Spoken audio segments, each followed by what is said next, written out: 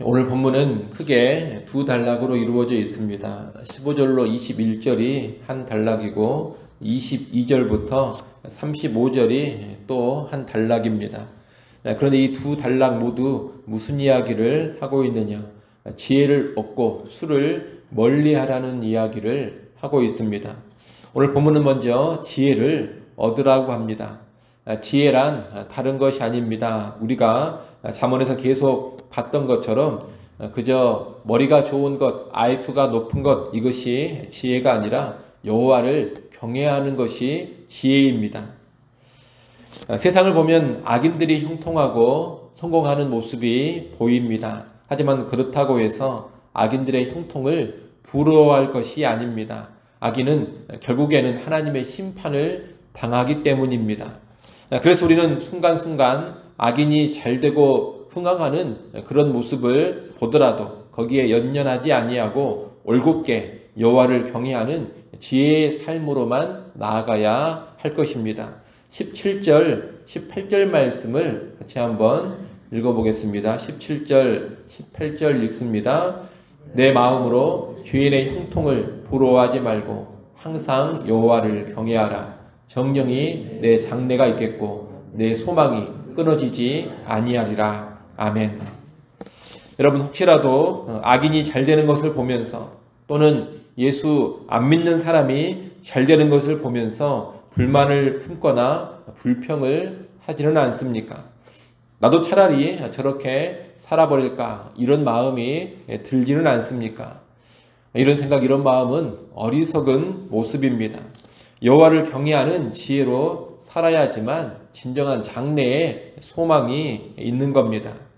22절로 26절은 이런 지혜를 얻는 삶, 지혜의 삶을 부모와 연관시켜 말하고 있습니다. 잠언에서 부모, 곧 아버지, 어머니는 단순히 낳아주고 키워주는 그런 차원의 부모가 아닙니다. 부모는 자녀에게 여호와 신앙을 전수하고 여호와를 경외하는 지혜의 삶을 알려주는 사람입니다.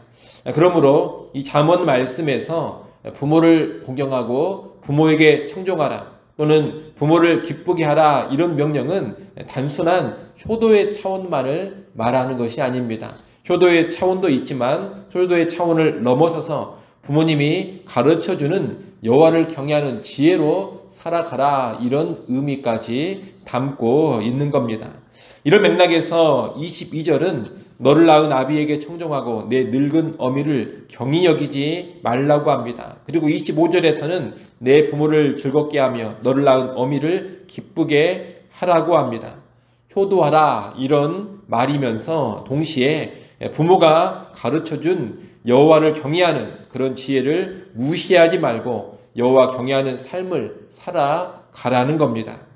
23절에서는 진리를 사되 팔지는 말라고 합니다.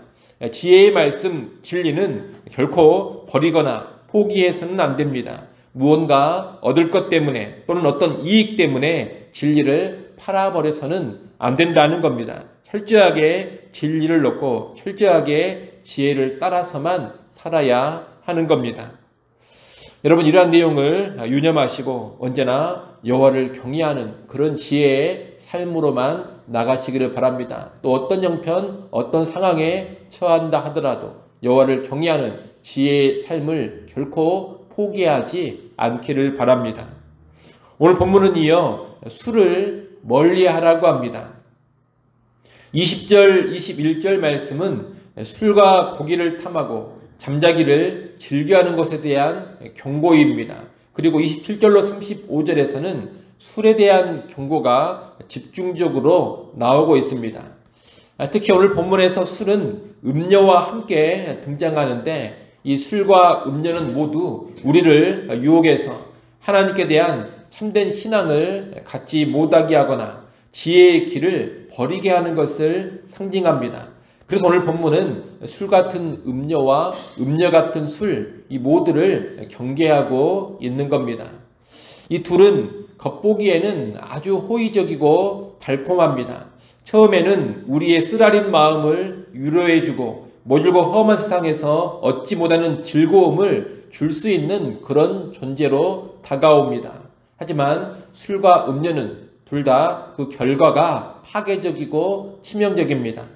27절에 보면 대저 음료는 깊은 구덩이요 이방 여인은 좁은 함정이라 그렇게 말씀합니다. 음료는 강독처럼 매복해서 우리를 노리다가 결국 깊은 구덩이와 함정으로 끌고 가는 겁니다. 술도 마찬가지입니다. 31절에 보면 포도주는 붉고 잔에서 번쩍이며 순하게 내려간다고 합니다. 아주 매혹적이고 입에서 목으로 너무나 부드럽게 넘어간다는 것입니다. 그런데 그 매력과 부드러움에 끌려서 술에 빠져버리면 결국은 독사에게 물린 것처럼 되어버립니다. 술에 중독되어서 감각과 신경이 다 마비되어 버리고 정상적인 삶을 살지 못하게 됩니다. 지혜롭고 여호와 경외하는 삶과는 전혀 상관없는 삶을 살아버리는 겁니다. 그러니 처음부터 이런 술을 경계할 줄 알아야 합니다.